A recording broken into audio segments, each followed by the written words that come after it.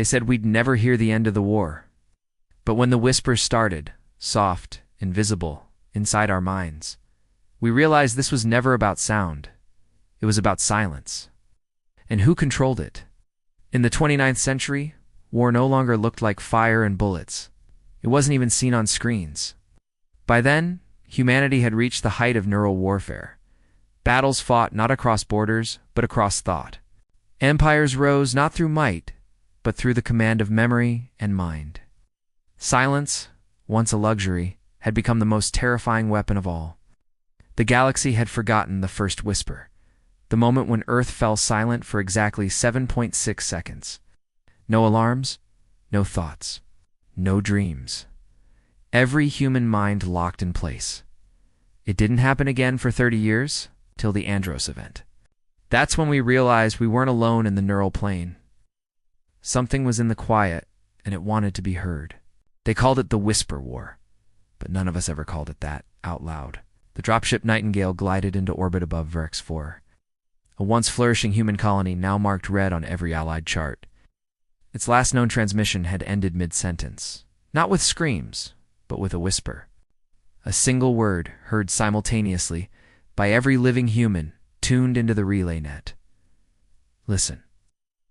Captain Rael Sorrell stood in the forward observation deck, fingers clenched behind his back, the humming sensors brushing against his skin like wind in a dream. Beside him, Lieutenant Arya Venn adjusted the acoustic dampeners. They weren't for stealth, they were for sanity. No one knew what happened to those who truly heard the whisper. Some went catatonic. Some stopped recognizing their loved ones.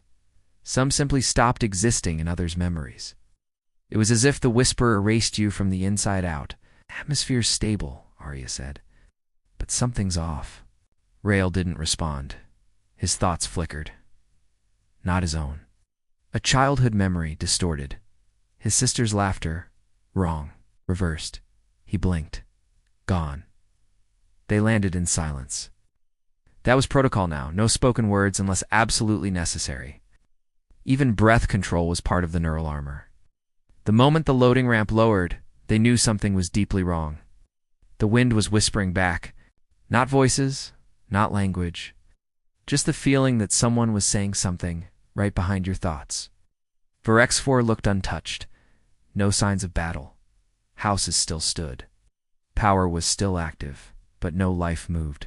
No birds, no footsteps. Just empty streets and echoing thoughts. The squad fanned out in perfect sync, their neural links stable. Rael kept his mind anchored by focusing on tactile sensations. The slight drag of gravity on his boots, the crisp edge of his glove against the trigger guard. That's when Corporal Darren broke formation.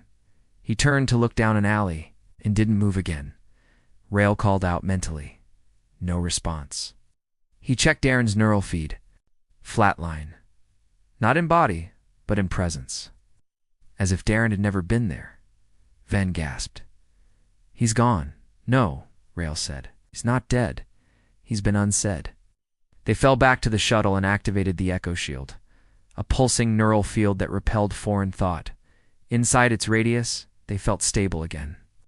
That's when Venn whispered, I saw my mother. Rael turned sharply. She died on Mars 6 years ago, she continued, trembling. Oh, I saw her. At the window of a house we passed. Rael didn't doubt her. That was how the whisper worked. It didn't kill you. It replaced you, slowly, piece by piece. That night, aboard the Nightingale, Rael reviewed the colony's central data archive. There were logs, video, birth records, everything intact. But the voices in the videos, all missing. No spoken words. Just lips moving in silence. And in the background of every family video, a blurry figure, watching, always in the same spot. Rael froze frame by frame. It was him, or something wearing his shape. He checked the timestamp. It was dated 5 years before he'd ever set foot on Verx 4. I was never here, he whispered to himself. But the log said otherwise. The next morning, Rael ordered a lockdown, pulled the black box from the colony's oldest atmospheric tower, a pre-whisper era structure. It contained a neural map, a backup of the colony's earliest days. They ran it through the decryption matrix, and they heard it, a whisper low.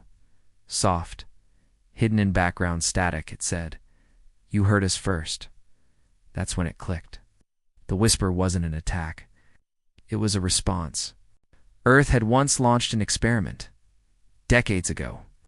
The Neural Unification Program, designed to link all human minds into a collective conscience to prevent war. The program failed, or so we were told, but the link had worked. For exactly 7.6 seconds, a shared silence, a communion. And something on the edge of that link had listened in. It had waited. It had learned. And now it was answering. They returned to orbit, sending the data to High Command. The whisper had already spread. All across the Allied colonies, people began to remember things differently. Wars that never happened. Cities that were never built. Children they never had. History was becoming rewritable. The whisper wasn't a sound. It was a virus, mimetic and pure. A thought that rewrote thought. Humanity had no firewall. Until now, Rael stood before the command council. "I propose a counter-whisper," he said.